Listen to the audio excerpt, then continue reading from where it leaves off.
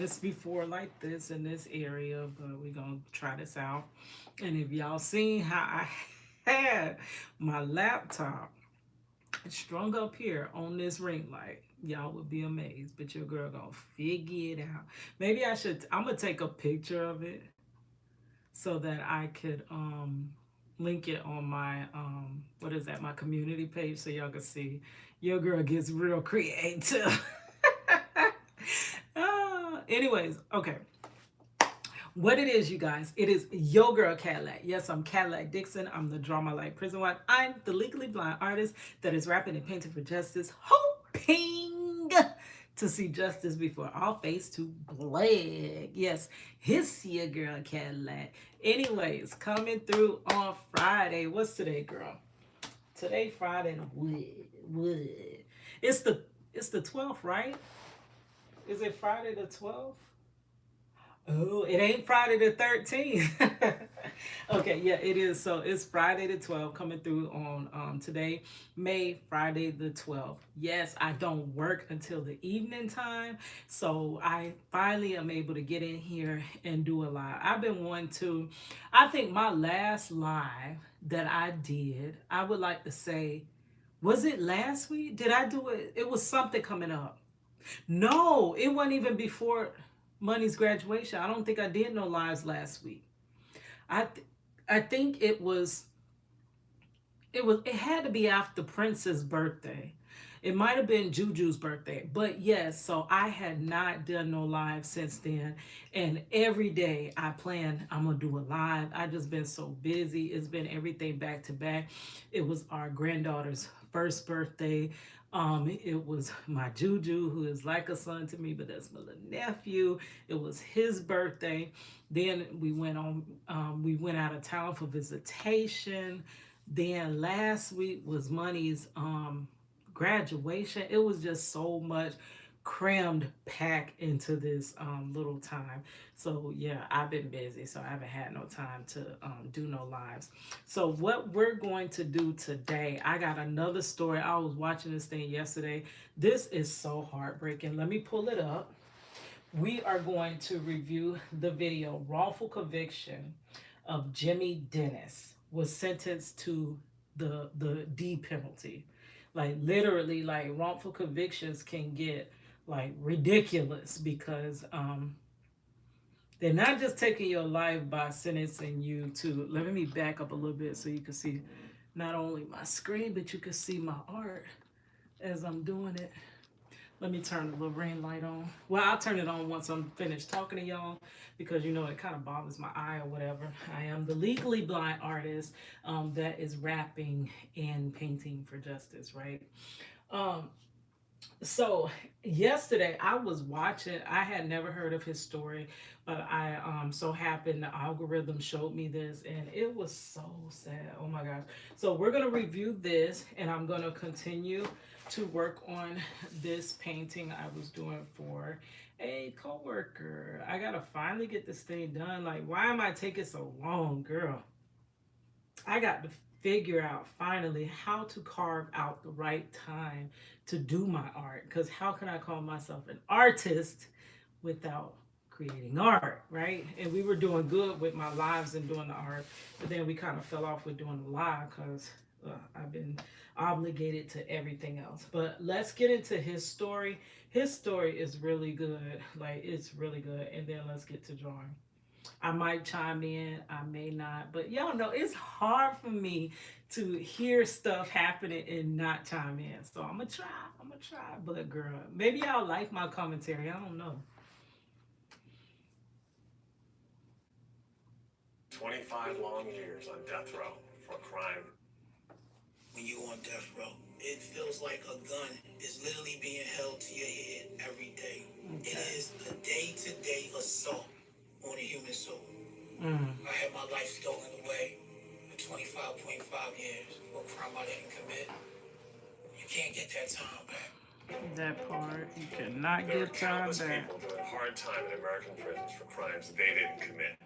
I've interviewed dozens of them for my podcast, and now we're bringing these powerful human stories. And I just found his podcast yesterday. Really good. Oh my gosh. I gotta find out more about him, like what gives him this heart to want to fight for those wrongfully convicted. Because the average person just don't care. I mean, unless affected, which they kind of pretty much got our system set up that way because they don't want too much interference. Because if we truly did care, oh shoot, I need to see the picture. I can't draw without seeing the picture. But if we truly did care and we all came together, we actually could change this. We could free a lot of the demand that a lot of the wrongfully convicted be freed. We could, just like he's going to tell you, these were regular people that got in and came together and helped in his case. And we have power, but they don't want us to realize that we have power because they don't want things to change. They want to keep people incarcerated, whether rightfully or wrongfully. You know, it is a business. I'm sorry. And you need product. And the product is our loved ones or us. Together, we can help shed light on some of the current problems plaguing our criminal injustice system. I'm Jason. Woo! He the first one I heard call it that, criminal injustice system. Y'all know I call it that all the time. And he just tickled my heart when he said that. I was like, yes, sir. The criminal injustice system, because that's what it is. It ain't about justice, girl. It ain't about justice. Justice is the smallest aspect of the justice system. There is so much more other parts that have bigger portions of the pie than justice itself. It is not based on that. Though they sell us the illusion that it is. And we defend it blindly because we think it is. But it's not. It's the injustice system. Thank you. And this is wrongful conviction. Yes. Jimmy Wrongful Dennis spent conviction. over 25 long years on death row for a crime he didn't commit. This is his story. Welcome to Wrongful Conviction. Thank you for having me, my friend. Like I always say, I'm sorry you're here, but I'm happy you're here. I grew up in North Philadelphia. Taking people lives. Like taking people lives. And don't nobody check them. Don't nobody say nothing. Don't nobody stand up. They when you hear someone say, "Oh, I'm wrongfully convicted," you be like, "Yeah, yeah, how? Yeah, right. Ain't no way." Like, so we literally just allow it to happen. They don't get much resistance. This is how it continually happens. And they're going to tell you the statistic that approximately 10,000 people a year are wrongfully convicted. That's a lot of dang on wrongful conviction. And I'm sure those 10,000 have told somebody, I'm wrongfully convicted, because that's their first thing. You're going to start reaching out. You're going to see who you can find. You're going to see who can listen. Where do I go? You can't go to the NAACP because they don't help with that type of stuff. You can't go to Mr. Al Sharpton because they don't jump on stories unless they bid. Baby, I've been to all them places. ACLU. I've been to every place that you could think of looking for help for my husband who's wrongfully convicted. There is no place to go. So you're gonna start reaching out for people. Yeah, majority of them people gonna be, no, there's no way. How? Oh my gosh, I know 12 jurors didn't just find him guilty. It has to be something. You're going to hear everything but anybody saying, okay, tell me more of your story. Is there anything that we can do? Oh, wow. Because the more you listen to these stories, the more your mind formulates questions and you're like, well, how? Well, okay, if what you're saying is true, how did they do that? How did they convict him? How did you ask more questions? And then it goes on to make you think, how the jury didn't ask these questions. Like, what was the jury doing? And he's going to tell you what his jury was doing. They were going to bed. They were nodding. They were like, now you be in church. I be in church. I used to be nodding. My mama pinch my arm and she'll turn it like that. And I'm like, ow, Ma, that hurts. She be like, you was sleeping in church. And I'm like, Ma, I wasn't asleep. That's how them jurors would. They were going to bed. They were like, Some head was back like drool coming down. Guilty! Guilty! It ain't funny, but it is, girl. I lived through it, so I. Mm. For projects, I played football, a little bit basketball. Wasn't really good in either, but I love music. My dad was a gospel musician. He played the piano, he played the organ. I was in the church choir. I started my own singing group, Sensation, and then we started going across That one looked Philadelphia, like Velvet, the entering guy from into Velvet talent DeVoe, shows. Ronnie DeVoe. We I had mean, interest from what's his name? Yeah, music yeah, Ronnie executives DeVoe. in the business. The world was here, and I was running towards it in a beautiful way. Everything was. He had dreams. He had a life. He had a future. He was a human being. And see how they discard this human being. Together, the music, having a daughter being born, I just felt like I was on a natural high. Wow. Same age range, too. I'm seeing a lot of these wrongful convictions being with the younger black male youth. Possibly because they're the most vulnerable to this system. They're the ones that were just, assuming that, that's all they do. They gotta be guilty and stuff like that. Like they have a target audience for these wrongful convictions. They're not just gonna pick anybody. They're not gonna pick, Sam Cat who has his own business and got money to get up out the ordeal. They target mostly young black youth. That's who nobody's gonna put up a fuss that they're gone. Who's gonna put up a fuss that um Dave from the block is gone? Nobody. Nobody. Yeah. But look at that little girl. She had to grow up without her father. It just took this dramatic shift. Can it zoom in for me? As a student of the FBI Academy, I devote myself to the pursuit of truth and knowledge. Skip. We always reveal ourselves. FX It is won't classified skip. 9, now streaming. I'm not trying to show y'all the ads, but it just won't skip. Ah. A young lady by the name of Shadell Ray Williams was brutally murdered for a pair of gold. And by locking up the wrong person, you did not give her justice. You did not give her family justice. What you did was you took the opportunity for them to receive justice. Because the longer you have the wrong person locked up, the longer you're taking to find the right person, which means you could be getting rid of all the time frame to actually find the person that did the crime and give that family true justice. Just to let you know. Earrings.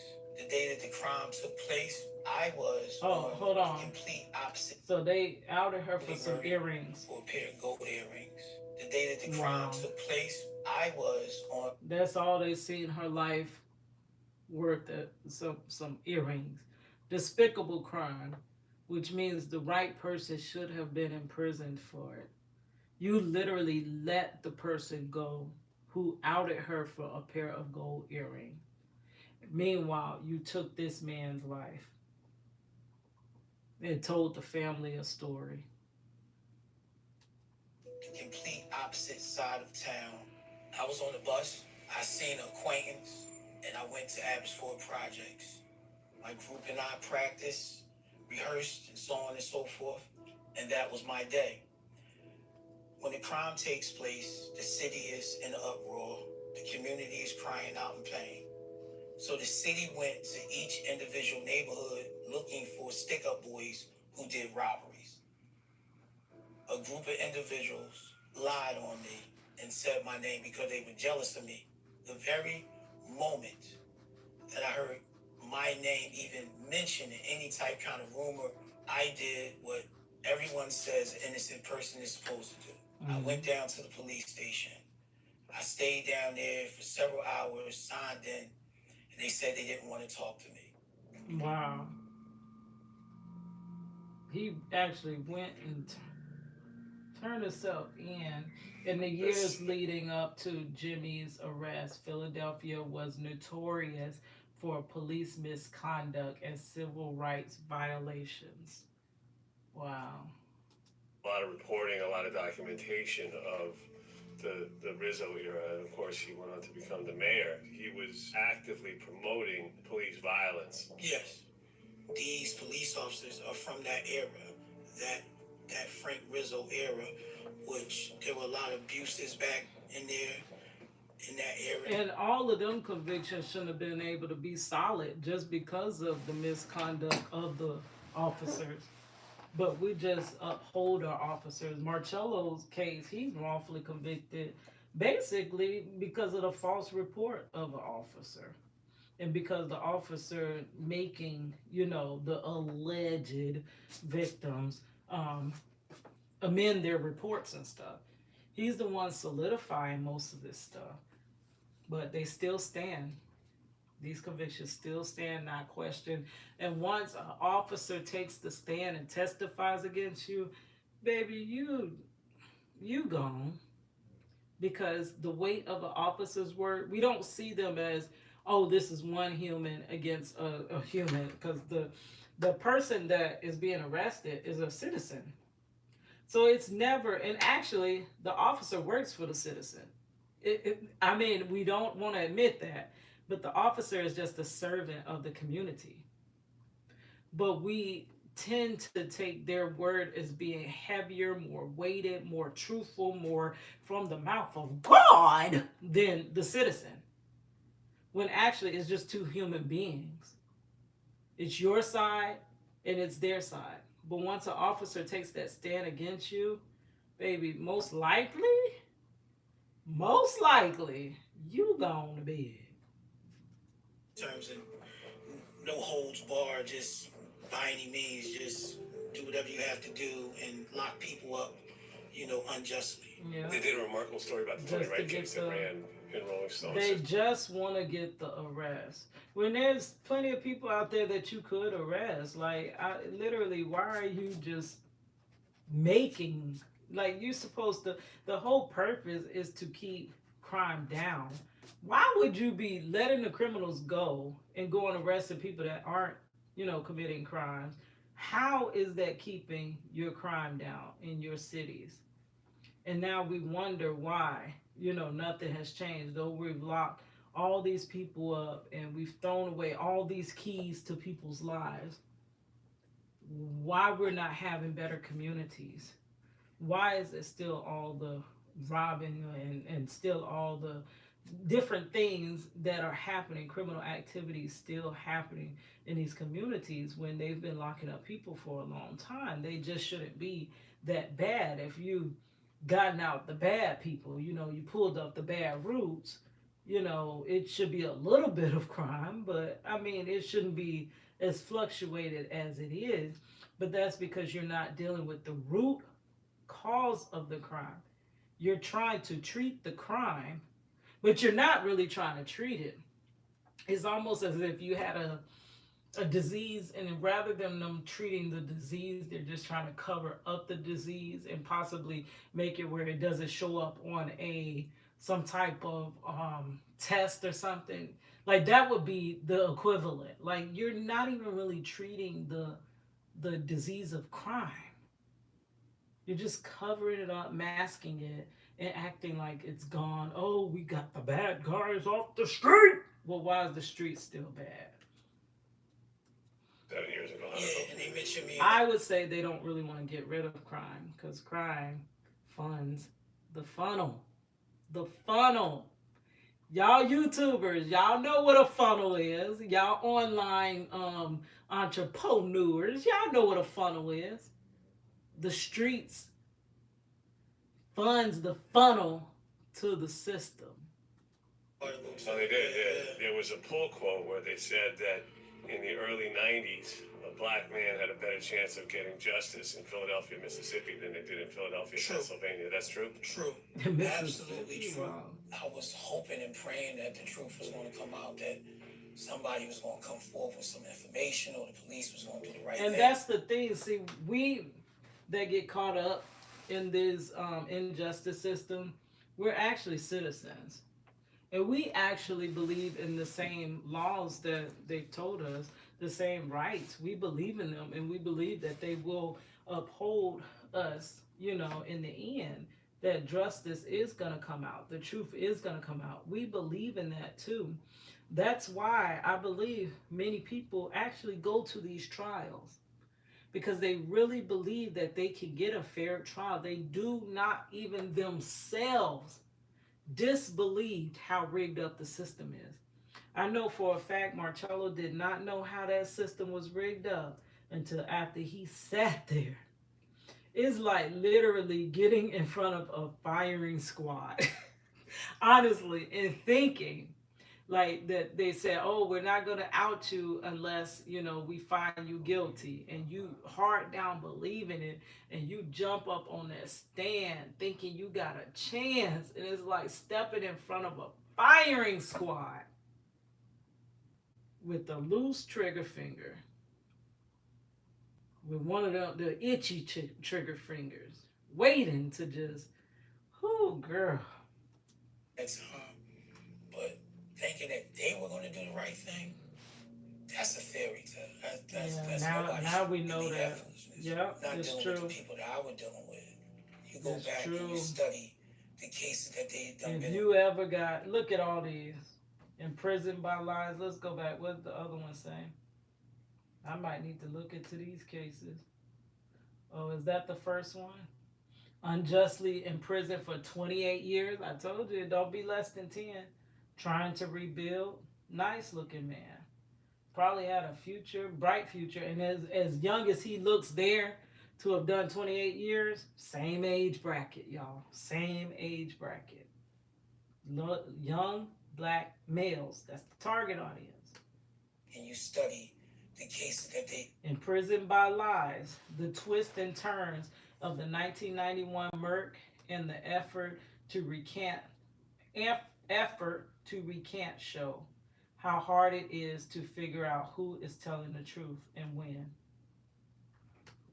I've been involved in, you'll see that they did this. Wrongfully accused Philadelphia man free after 2 decades, never taking less than 10 years. I heard one story of 10 years, and that is ultra fast for a wrongful conviction. Other than that, you're just about to give up portions of your life, big portions of your life. You're not even in school that long. You know how long you be like, oh, I can't wait till I'm grown and I can get out your house. You know how you do your parents. Can't wait till I can get out of your house and live on my own and stuff like that. And then once you get out, you know how time just speeds up. Literally, these people are locked up longer than you are an adolescent and in school. Just locked up for decades, thrown away.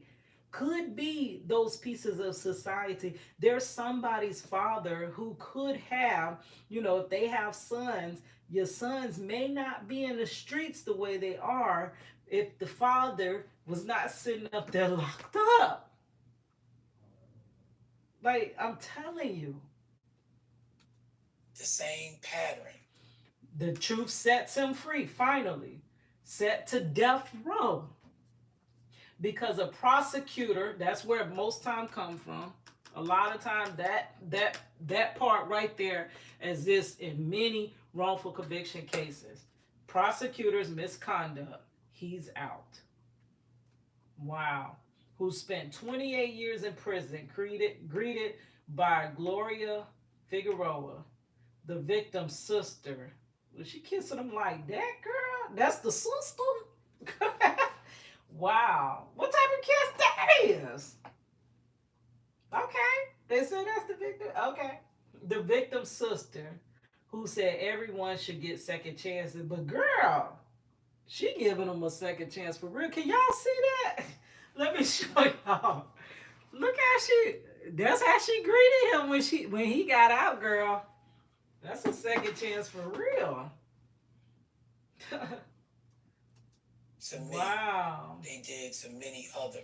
Death row inmate acquitted after retrial. Now, if these are from simple human error, Why are there so many? And even if it is from simple human error, that means, hey, we got to correct our mistake. That's like if okay, my keys. Every day I freaking misplace my keys. I'm trying to get to work. I can't even get to work because I can't find my freaking keys. Where did I put my keys?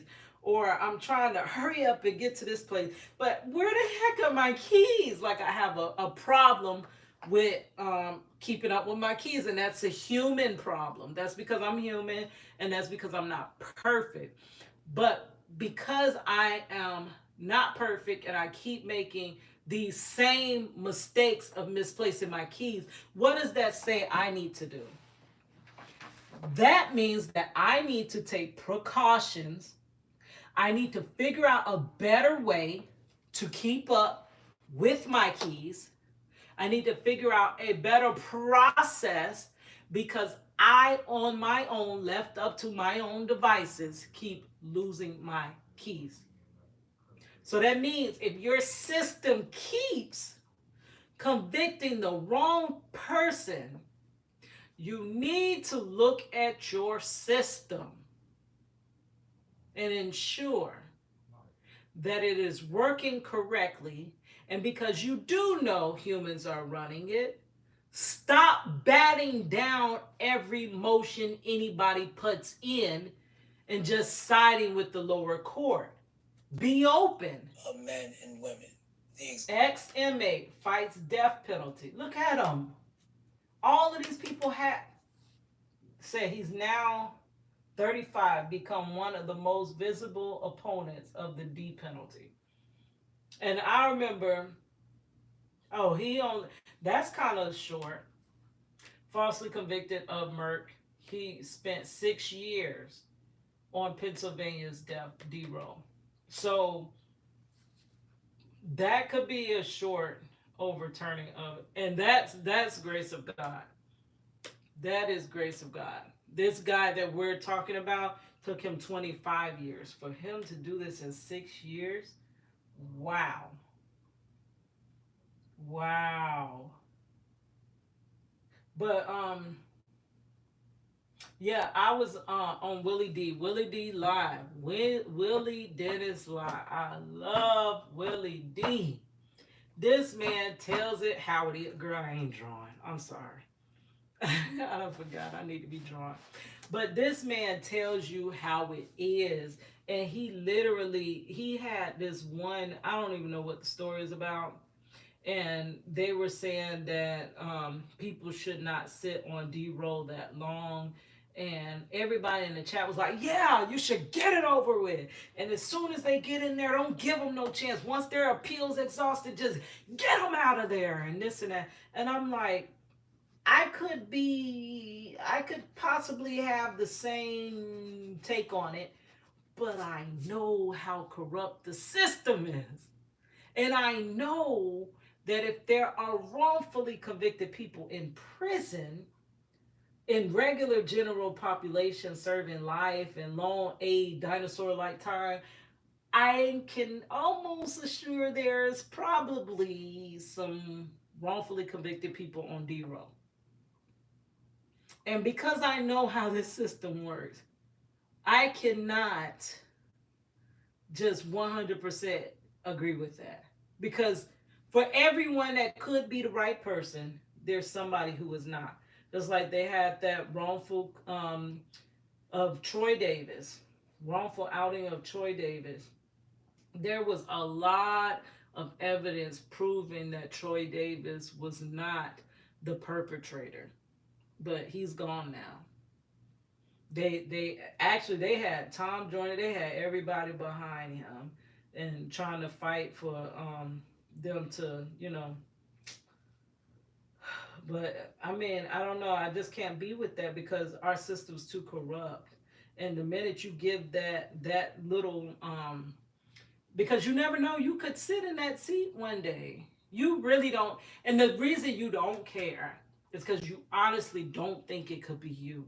You really don't think you could sit in that seat because only certain people sit in that seat. Bad people sit in that seat. People that are in the streets sit in that seat. You never sit back and think I could be wrongfully convicted. That is not even a thought that crosses your mind. That's why you blindly trust it, because you think these are only for the horrible of the most horrible of society, not knowing your son could fall in that trap, your cousin, your father, your husband, they could fall in that trap. And then those same rules that you upheld are now upheld against your loved one. And that's why it's no way out for your loved one, because we've blindly upheld the system. Same way. Wow. Is it finna show me another ad? Oh, it's finna just load, I guess. It's funny. My last night on the street, I was in church. We were talking with a music producer and a label, and we had the meeting there at church later on that morning. So you see that? This man was on his way to be a R&B singer.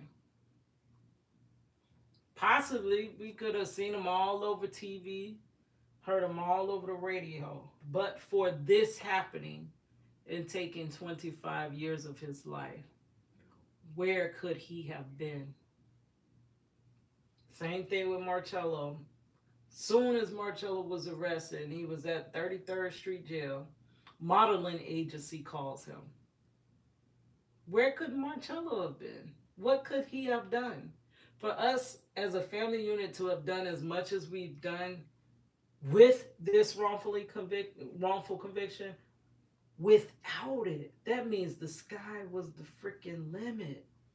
If I was able to become a graphic designer, a cosmetologist, a web designer, pursue a rap career, if I was able to do all of that plus more as a single mother, what more could I have done as a woman that had a husband there to help her? And that probably could have been 3 times more. For our daughter to be able to graduate top of her class, girl,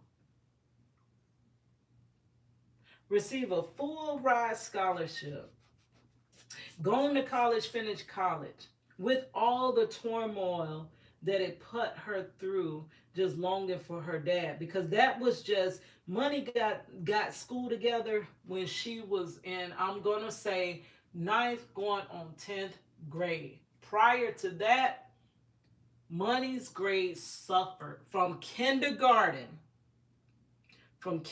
y'all, to from kindergarten to, I want to say, third or fourth grade. Every year I sat in a meeting of why they should not fail my child. Money couldn't focus on her work. All she would do was go off to school, and she would go crying, and she'd be like, she'd end up in the guidance counselor office, and they're like, we don't know what to do. She's just crying uncontrollably. All she's saying is she wants her daddy. Like, it affected her. And then when she didn't want to show the effects on the outside, that's when she became cold and distant and just had an attitude that, like, it was a constant attitude. But it was because it was formulated into an attitude because she did not know how to release or even portray those feelings. Girl. But what more? Matter of fact, while we doing this, let me go ahead and share this to my Facebook. You know, people don't really support me over there anyway, but you never know, girl. Someone might click it. We're just trying to get this reach out. I'm trying to grow this channel. I was arrested. I guess it would be like 4 o'clock in the morning. I was at my dad's apartment, and I heard the slam of the door. Next thing you know, you hear a bang. Boom, boom, boom, boom, boom. So I jump up. In the middle of the I'm night. barely dressed. They That's just worse than a monster under your bed. Shut the F up. Pushing me around. Threw me against the wall. Guns drawn on you. Then they handcuffed me. Wow. and they manhandled me into the petty wagon. And it's dark back there, and you're riding back there, and you're hitting every bump. You get into the police station, and everybody's looking at you like you're some kind of monster, and they put you in a room. Multiple cops coming in, saying different things. You're gonna die by lethal injection. I just told the truth because I had nothing to hide. I didn't have a lawyer because I didn't need a lawyer. From the moment that I gave a statement, they actually went out and started hiding the truth about my innocence. Did y'all hear that? They started hiding the truth about his innocence. They will get rid of everything, and I love the way he said it, because that's what I try to say, but I don't quite always have the words to say what I want to relay. A lot of times people will say it much better than I can say it. And that's what they did in Marcello's case. When I say that they obstructed the camera, they wouldn't give us the cameras. They claim Marcello was at a club. They lied and said that the club had no surveillance, when the club had surveillance.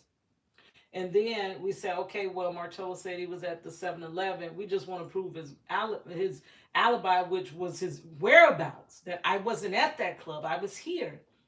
And they said, no, no, no, no, 7-Eleven, that's way too much. You can't afford to pull those surveillance. That's taking evidence that could have been and taking it away.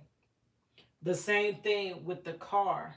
That car that they rode in, that was not supposed to be just given back to those alleged victims slash witnesses. That was supposed to be taken in. That's evidence.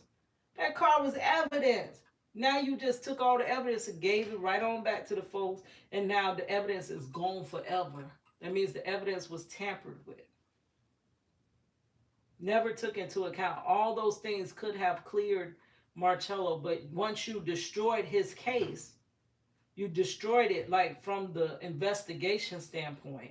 Once you already from the jumps destroyed it and made it where he has no evidence, now all we have is what you're formulating. That's all we got left.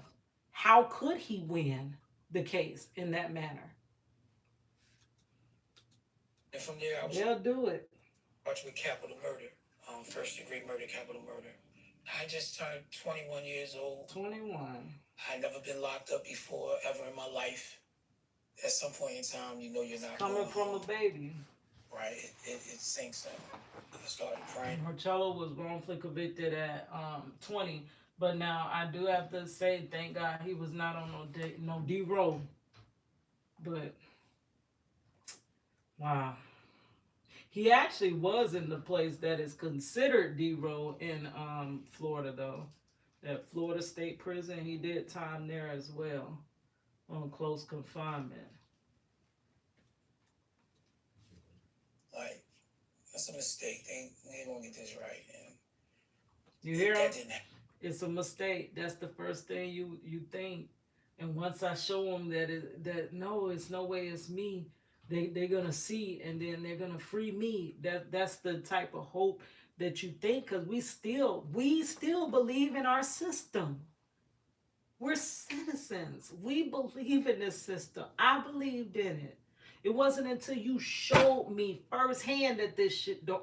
Oh, sorry, y'all, not YouTube friendly. It wasn't until you showed me firsthand that this ish don't work that I no longer believed in it. You literally had to strip my husband's life to make me stop believing in this system. That's why I know it's hard for you to not believe in it. And just keep going from there.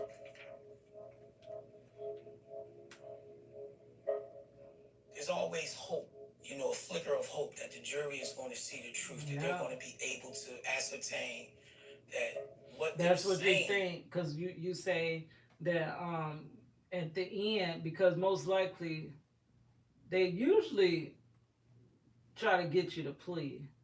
But the plea be so like, God dog, like I ain't even do this. How I'm gonna take? That's like someone coming up saying you owe this debt, which that's really what it is about. You own a debt. They can say you owe this debt and give us 10,000 and we'll let you off the hook for this debt. But you like I ain't even I didn't create the debt. How do I have to owe the debt? Okay, well you could go talk to the board, and if they see that you don't owe this debt, then you could be let off the hook. That's what it's like, and you're like, okay, well we got to go to the board then, because I didn't do this. There's no way I could pay for something I did not do. When you think of it monetarily, would you go pay a debt? Let's say like they say you took out this house Doesn't add loan up. and you didn't take, you know, you ain't took out no house loan. Identity theft. That's happened to me. I've actually had identity theft happen to me. I've had a lot of bad things happen to me. Um, and a lot of them deal with justice. So I'm thinking that got to be my purpose in life. I've had a lot of unjust things happen to me. And they want you to pay these debts. These debts are going to be held against you. They don't care about what you saying that this Sally Sue did it, or I wasn't even in the same city, I wasn't even in the same state, and I was this place, I was at work. They don't care nothing about that. It says that you owe this debt and you're gonna pay this debt. Now, if there's a chance to get out of that, you are going to take that chance. And the only chance out is to sit before a jury. Now, the one thing that most people don't know about jury trials is that they're freaking rigged up. Ah, that's us believing in justice again. They will and deal jury trials, but let's listen to them. But it didn't work out like that. You had not only alibi witnesses Right. who were either silenced or threatened or, Yes. you know, various different Yeah. tactics were. Yeah. What they need to threaten the witnesses for? Don't you want the truth? Why would they need to threaten the witnesses? If you really want justice, justice is the truth. You don't need to threaten nobody. Why? Why? To make sure that Right. they, the alibis that you had that were basically airtight, Yes. never made it in front of a jury. Jury. Right. Okay, that right there. All his evidence, all his eyewitnesses, anybody corroborating him, those were weeded out first, taken from him. He cannot have those. Now, all that's left is the speculation that could, because in these cases, they do not have usually tangible evidence. They are convicting people to life, to long sentences, to even the death penalty off of circumstantial evidence. Circumstantial, meaning I believe it could be you. The circumstances say you could have done this. It's not hard evidence, but they're taking lives off of this. And if you're going to take somebody's life, wouldn't you want to make sure that it's the right thing to do? You wouldn't want to make sure? If you want to make sure, why did you take away his witnesses that corroborate his story of being on the whole other side of town? Why would you delete that if you want the truth? They don't want it. They can't handle the truth. They don't want the truth. Also, They want a conviction. the fact that the description, Didn't match at all. I mean, they described a guy who was 5'10", and if you're 5'10", Right. then I might as well play center for the Knicks. Look You're how 5'4". small he I'm looks. 5'4". So the physical description Wow. was that the perpetrator was 5'10" and 6 foot tall, 180 to 200 pounds, and I weighed. And now in Marcello's case, they just said 2 black males. Now I'm seeing in some other cases they're being more specific than black males. They're saying a light-skinned black male, a dark-skinned black male. Like in the description they're going to give him, they're doing a better description because y'all know when I showed y'all, it wasn't really two black males. It literally looked like it was three white males and one black male. That's what you would have came up to that scene and thought you seen. Because the other black suspect, and they're gonna say that as well in this case. This case is almost mirror image somewhat. A lot of the same aspects exist in this case of Jimmy Dennis as Marcello Jackson. It didn't even fit the description. Two black males. Yes, Marcello could be considered a black male, but the suspect that got away, I would never accidentally say he was a black male. I wouldn't even look at him and think he's a black male when he looks like a white male. He think of Tom Joyner, think of Alicia Keys, think of Mariah Carey, that type of black person. That's how that suspect that got away was. So now when you're looking for a higher than yellow black male, but you're just saying a black male, when you say black male, what pops into your mind? Higher than yellow black male don't pop in your mind. Two black males remind you of two brown skinned, could be any shade, but we know they're black males. And for some reason, black males carry the stigma of being criminalized. That's why they want to say it like that, two black males. That's why they want to portray the perpetrator as that. I was 5'4". There were 9 witnesses, but only 3 testified at trial. And the reason why the other 6 didn't testify is because they clearly said that I wasn't the perpetrator.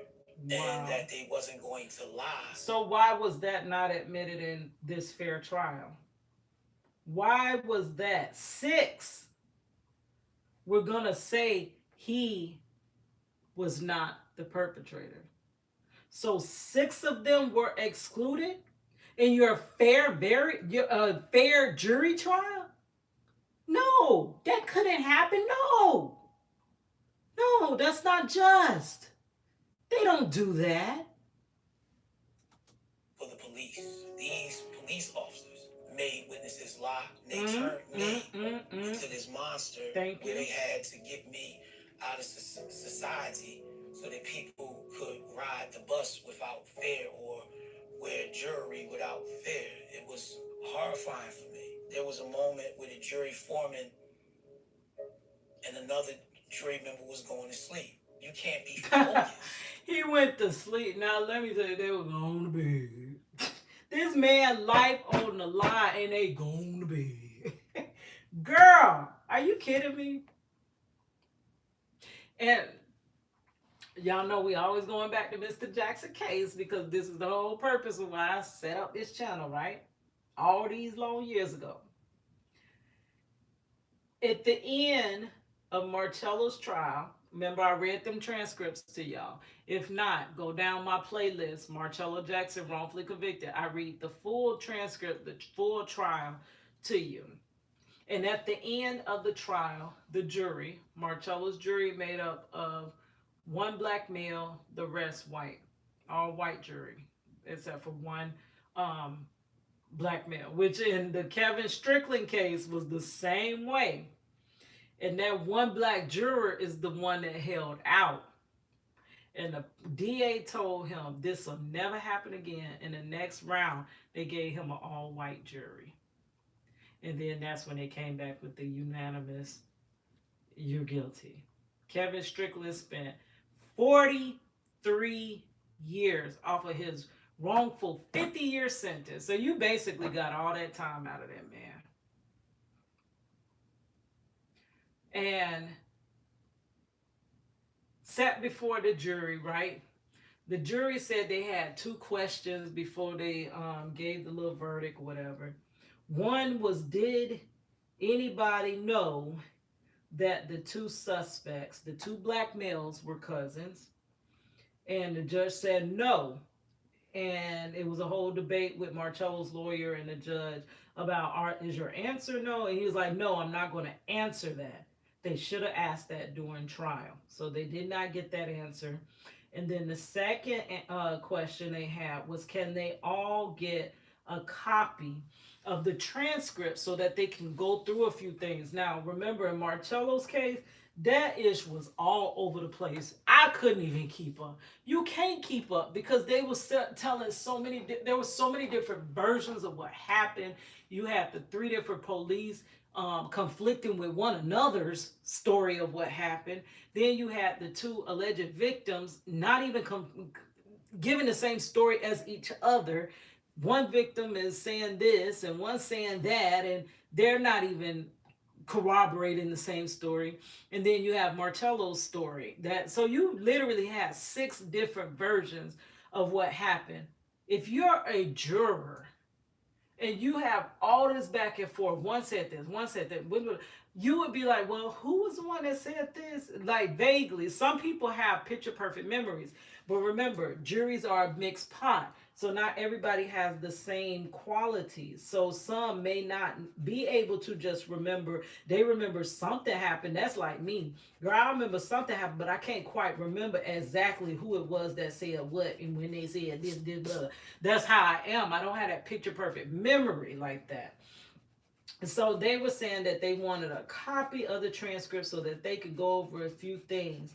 And the judge bursts out and says, what? He said, what?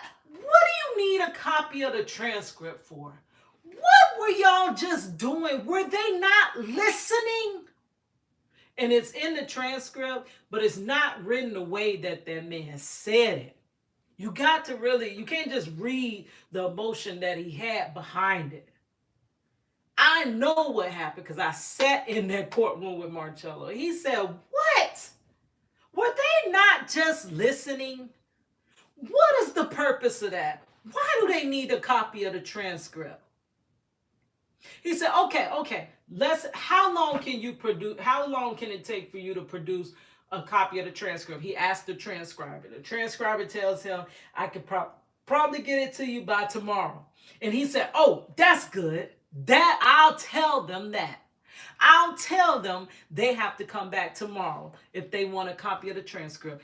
And then he added, and that'll fix that. That'll fix what? What's that gonna fix? That'll fix that. And right after that, after they told that jury that sure you can have a copy of the transcript to go over whatever you want to go over, but you gotta come back tomorrow. They came back instead with guilty in the highest. Juries don't even want to be there. This man said his jury, the foreman of the jury, the foreman, and another juror was asleep. They were going to bed. On a trial if you're going to sleep. That's crazy. This man, life on the line, and they sleep.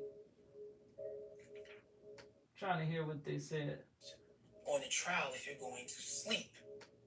Hold on. Horrifying for me. There was a moment where the jury foreman and another jury member was going to sleep. You can't be focused on a trial if you're going to sleep. Yeah, that's true. That means you're bored. But, it could be other things. It could have been, I don't know, it just might not have mattered to them. It just, I was supposed to read those.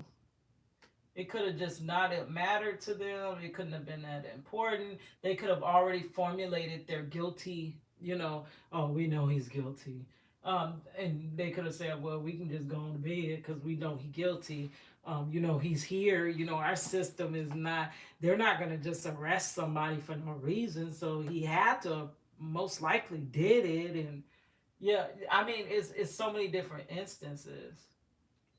Wow, but to outright be asleep, going to bed, or somebody could have had like attention problems. Like I can't pay attention like that. But that would have had my interest. I can pay attention when it's, when it's something very stimulating to me. So for me, I'm into justice. But for other people, I mean, justice is kind of boring. I forgot who was it. Lauren Hill that said justice moves slow or not at all. That is so true. Justice comes slow or not at all. I believe it was Lauren Hill. But the lead detective also told the jury that the police found clothes matching the shooters in Jimmy's apartment. Those clothes were never cataloged as evidence, and the police department claimed they had been lost. So they put in. Y'all kidding me? That's just like that darn weapon that they charged Marcello with. That they claim they couldn't find it. Nah, we can't find it. But there was a weapon. You're just so you just told the jury. See, this is why it should only thing that you should be able to tell this jury really is what you can corroborate with evidence. So they could have told the jury a spooky tale or something. And it doesn't matter what they tell them. What we add in is just if they believe it, then okay. If they don't, then we'll move from there.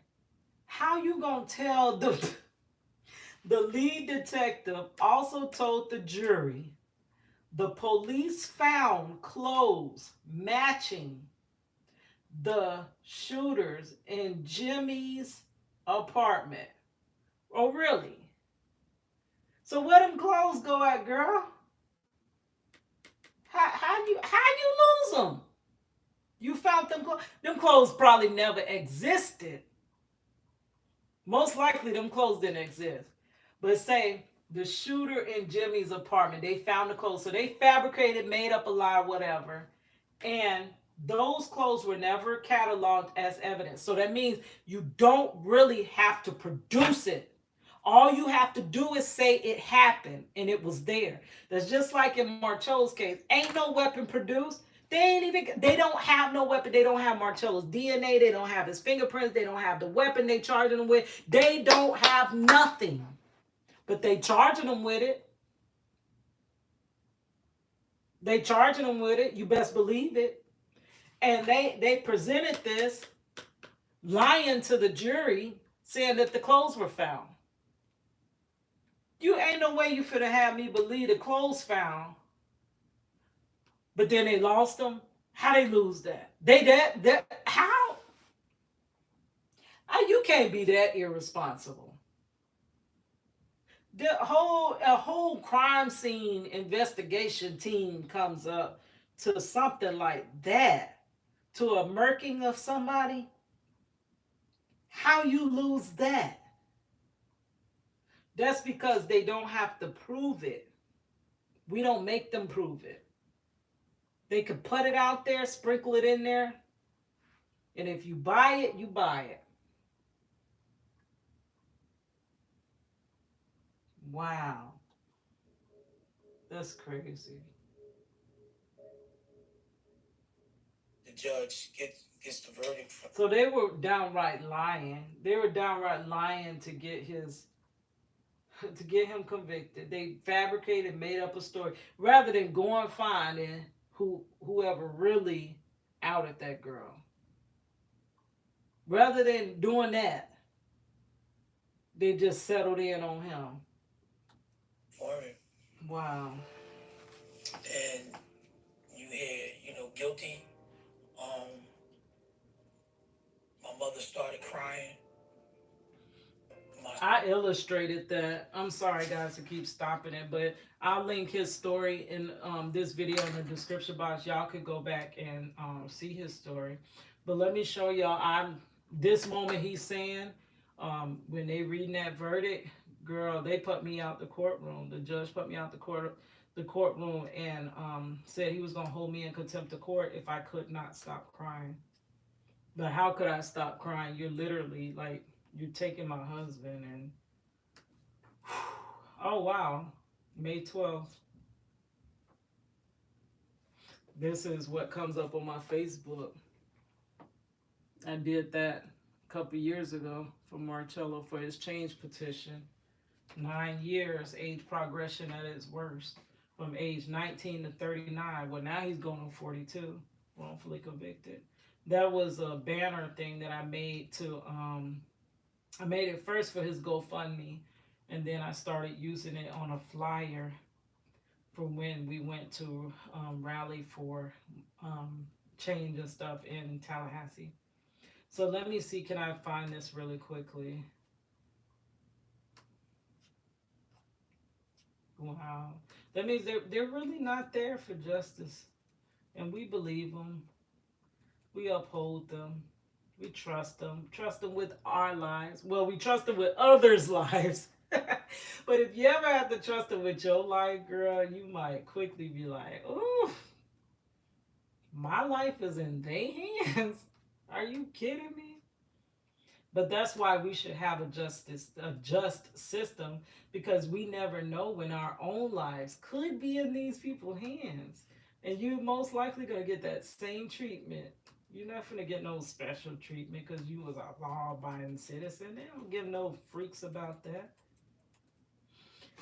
But this is the I illustrated this. Let me show. I'm sorry to stop the video, but girl, this has been my life work. So we finna plug in my stuff if we can. This was me and Marcello. I illustrated all this. This is part of something I did called Project Reach the World. Project Reach the World, so the world could see how they locked him up and threw away the key. Pregnant, he's right there with me. We having a daughter. It actually is rap lyrics, um, and it was, these are my rap lyrics, but I turned it into a children's book because I wanted it to be so juvenile to where people can clearly understand why he's wrongfully convicted. But is it, you were right there when I got pregnant, baby? You never once ran away from your responsibilities. And when I went in labor, you were right there by my side, holding my hand and saying, baby girl, it's gonna be alright. We were the picture perfect family. Yes, that's Marcello and Money. When she was born, he was such a proud, happy father. Just as proud and happy as he was when our granddaughter was born, but this time, due to his wrongful conviction, he wasn't able to be there for the birth of our granddaughter. And now missed her whole first year of life because she's just turned one. That's Money and Marcello again. Oh my gosh, she's so still so in love with Money. Look at Money. The best moment, I'm sorry, best times of our lives. 2 months later, you at the wrong place, at the wrong time, and with the wrong homies. Yes, you could actually read through all that. That's on my Facebook. This is how, at 9 months, this is how Money and her father had to interact. He was wrongfully arrested at 2 months when Money was 2 months old. But remember, I told you that angel of a lawyer that is no longer with us, Michael December. He was able to get Marcello out on a bond. And during that time of Marcello being out on a bond, Money and Marcello formed a bond. So when this happened, when he lost trial and they put him back in 33rd until, they sent him off to prison, she would like jump at this glass. She really like could not understand. She seen our father and she would jump to him like so many other times, like, but she couldn't understand, like, why can't I get in his arms like I used to? Like, it was the glass obstructing her from getting in his arms. And she would just give me this look like, what's going on? Like, why can't I get into his arms? Okay. And this is what she used to do. Princess do this too. She used to nuzzle him. She'll rub her face up on his cheek and kiss him and this and that. And Princess would do that. I seen Money and Princess doing that. And Princess would do it to me too. But that's what she was trying to jump in his arms and do. But that glass was there. This was a little bit before Marcello went back. I think this is our pictures that we took as a family pictures we took right before he went back to, well, not back, because he was released on bond. And once you lose trial, your bond is revoked and you have to go back. So that's what I mean. And that's me. I painted that. I was trying to show y'all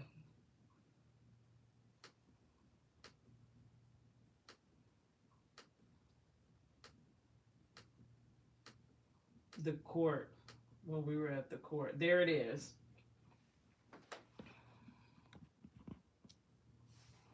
Now, this is that moment he's talking about where the judge is reading the verdict and everybody's crying. So let's listen to his.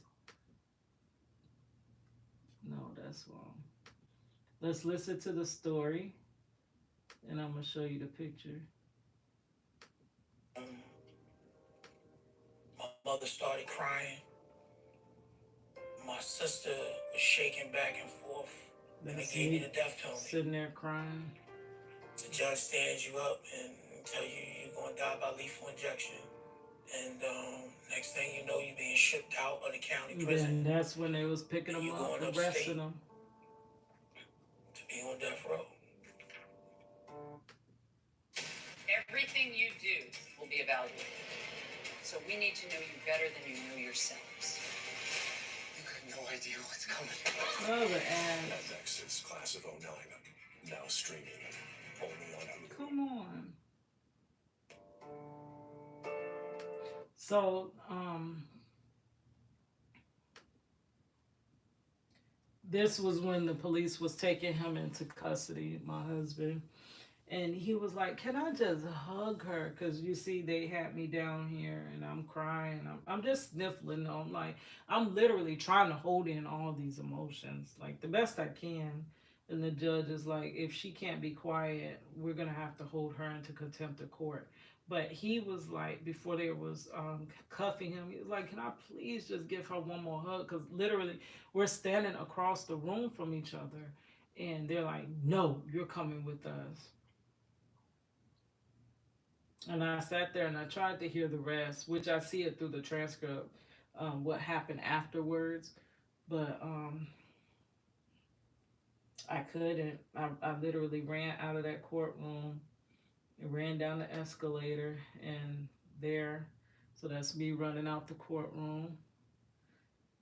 Ran down the escalator and I laid in the street and just cried. And I did not come back to my senses until I seen Marcello's public defender walk out that courtroom. And I began to get up off the ground. And as I began to get up off the ground and he approached me, he answered, said something to me before I could even say anything to him. And he was like, do you know why they sentenced him? Why they convicted him? And I said, yeah, because he was black. And he said, yeah, truthfully, that is the only reason. He said, now you're going to have to find someone that is going to fight for his life, which I don't understand why he couldn't fight for his life, because that's what he was paid to do. How they say, if you can't afford a lawyer, one will be appointed to you. That don't mean that you're finna get a good lawyer, or that don't mean you're going to get one that's working for you. That just means you get a lawyer. Don't mean it's going to be worth anything. But, he says, now you're going to have to find somebody that will fight for his life. You're going to have to appeal. And just like as y'all know, the updates with Tory Lane came out. And he was denied an appeal. Which I have to do that in a different story. I'm sorry, in a different video. But let's get back to Jimmy Dennis's case. I've devoted my whole life since I was 21 to fighting for my husband's freedom. And because my husband's not free, that means my life was kind of... Oh, I closed the wrong browser. Dang it. I closed the wrong browser. But I really don't want all my work to be in vain. I really, truly want it to be for a purpose. So even if it doesn't get my husband free, maybe it can stop your son or your nephew or your husband from ever being incarcerated.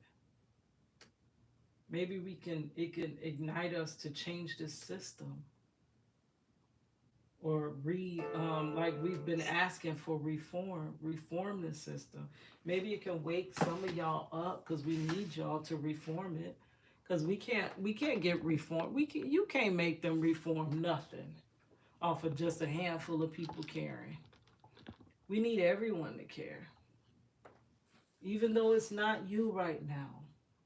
It still affects you because now there's some child in your community whose father is not there. And had they been there, or if they were there, or if they were there helping the mother make the bills or pay the bills, or if they were there disciplining the sons, it's always something that could have been prevented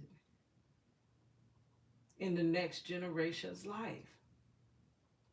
Taking it's almost like the butterfly effect. Y'all seen that video when you change one little thing, how it messes up something else? So you wrongfully take the father and it in turn messes up something else. Like, girl, we need to care. But unfortunately, we just don't until it's us in that seat of someone we love. Feels like a gun is literally being held to your head every day when you're on death row. And it is a day-to-day assault on the human. And that's the thing. I can't even imagine if Marcello was on that. I literally could not even imagine. How do you keep hope? Like it's so hard to even keep hope in the situation that Marcello is in. Or like Adam Clausen, he had 312, 213. I always mix those numbers up, but it's just as much. 300, 212. What's the difference? A human life, you can't live that long. So he had I'm sorry, I'm about to say it again. He had 213 years. What's the difference in that and death? But I mean, I guess it is a difference. In the difference of 213 years, you will die in prison. But grace of God, Adam Clausen was released from that unjust sentence. And then in the case of the D penalty, most likely once everything is exhausted, you're gonna die in prison by force, not by natural causes.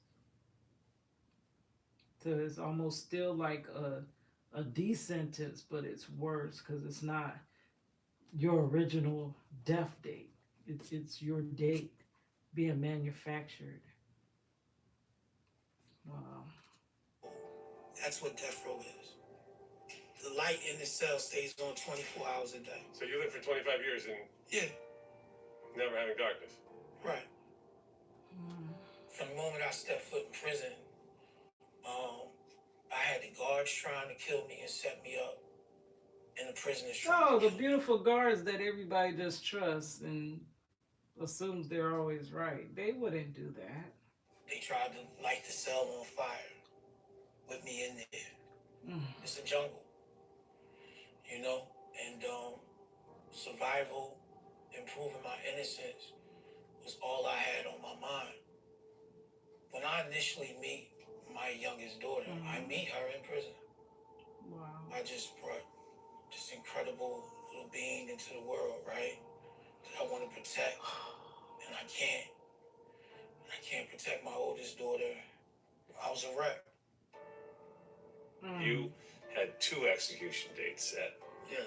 What exactly is an execution warrant? It's a piece of paper, and they give you a copy of it saying that you're going to die on this day. And unless you get a stay of execution from a judge, you're dead. They're going to take you, strap you down to a gurney, and pump sodium pentothal into your veins. And in your case, they Could you imagine? See, I can only imagine.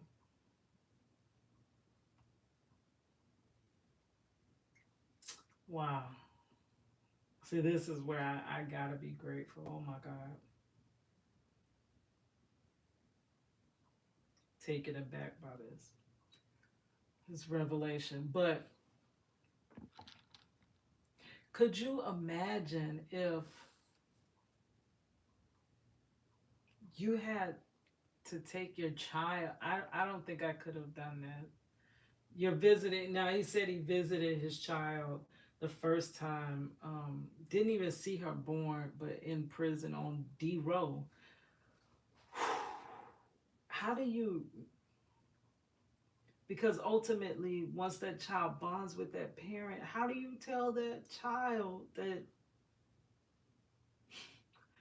Wow. How do you explain when the when your daughter just went and visited daddy and now daddy is he's not no longer with us, like whew, oh my gosh. So think about those who have children, who have fathers and mothers on D roll. Oh my goodness.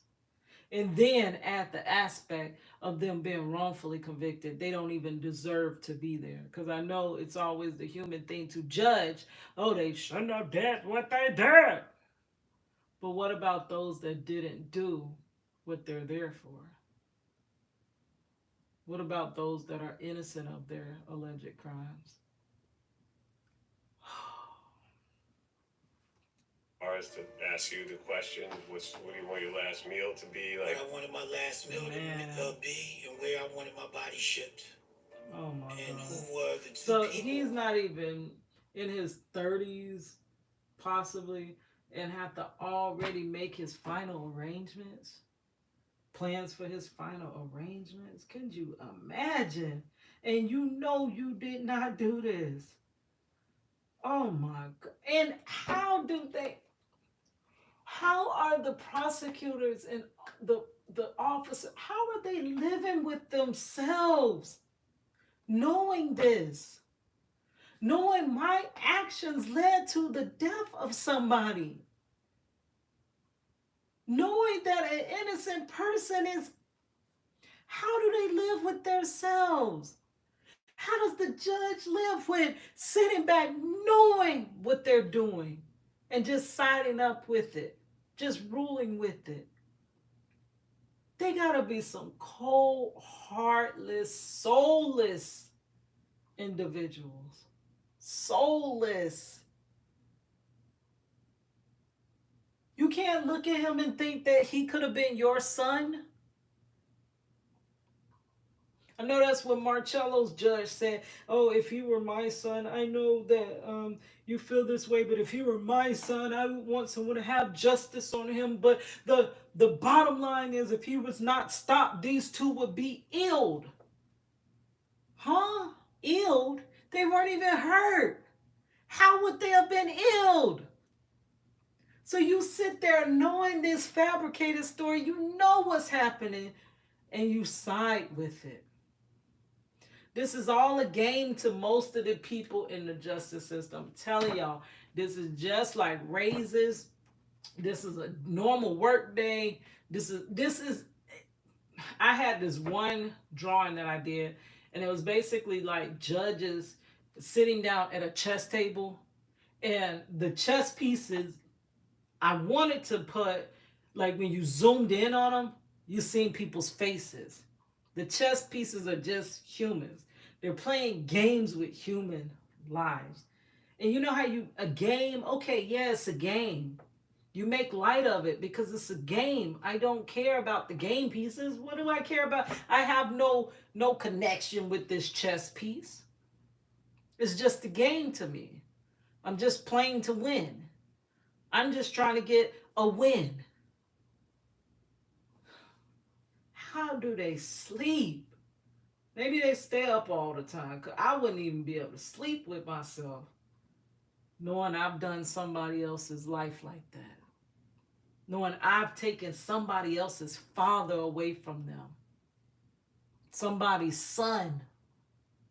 I couldn't sleep. I would never go to sleep then. Y'all think I don't sleep now? I never go to sleep. And I would never be able to be alone. Because when you're alone with your feelings. That I wanted them to call once they killed me. So imagine you actually knowing when you're going to die. It's very horrifying. But guess what? Now that's what they be saying. God had the final say. He didn't die. They got him out because the appeals process was still in motion.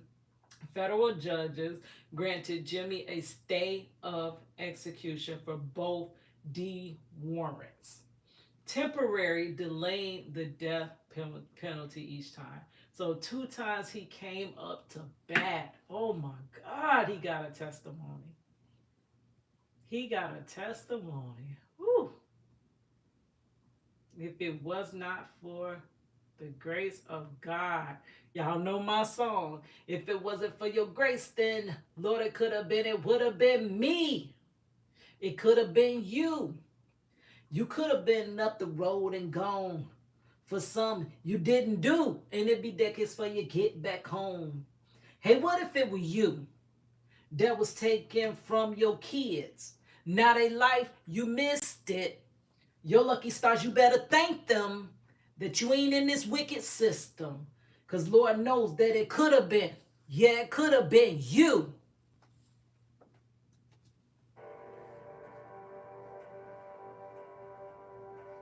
From the moment I stepped foot in prison, I started writing organizations, activists all over the country. And that's where my that's the first thing you're gonna start doing. That's where my project Reach the World started with.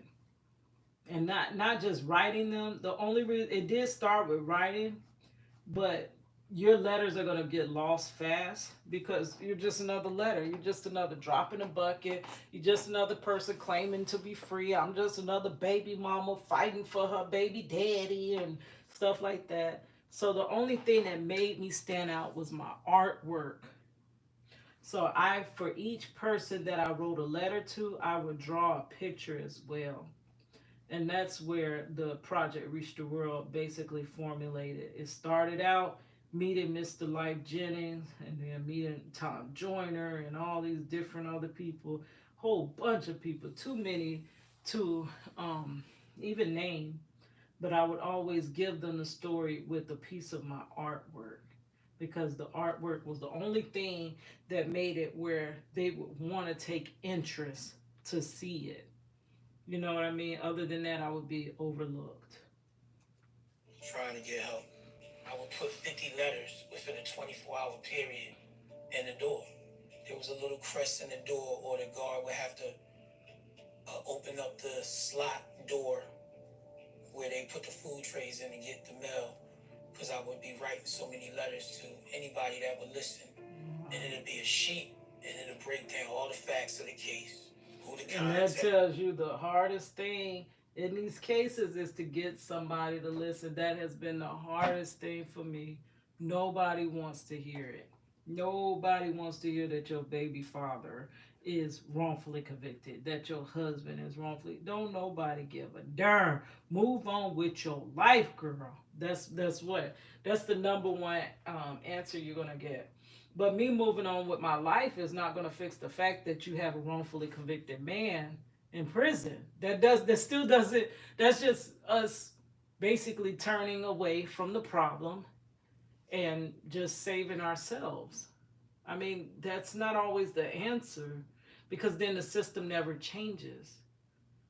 But that's just literally, honestly, that's the only way to deal with it is to just turn away from the problem, act like it, move on, um, find your little stepfather for your child, and go on, girl. But the problem with me, that was my soulmate. Literally couldn't find nobody to replace him. To get involved and help free me. That's what I did for 25.5 years up until my release. I must have wrote over 50,000 or more letters. Wow. Easy. Dang. I went on the website. I don't even think it exists no more. Called Cyberspace Inmates. And every, other prisoners was up there for pen pals. I ain't do none of that. I went up there and said, I'm innocent. I need help.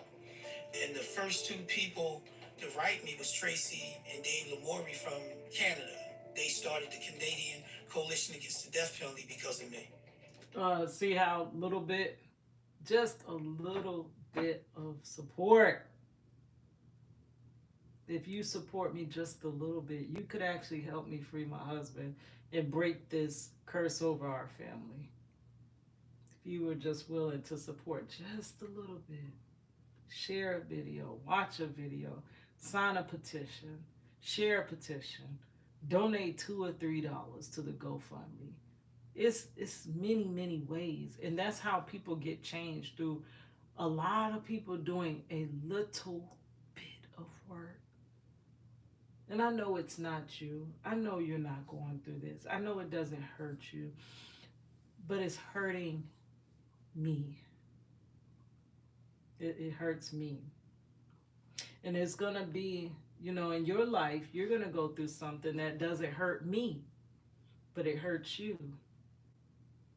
And if I just sat there stone faced, like unfazed, and just won't participate, won't help, how would you feel? Because the tables will turn. You'll need somebody for something. You will. It may not be justice. It may not be, you will need somebody.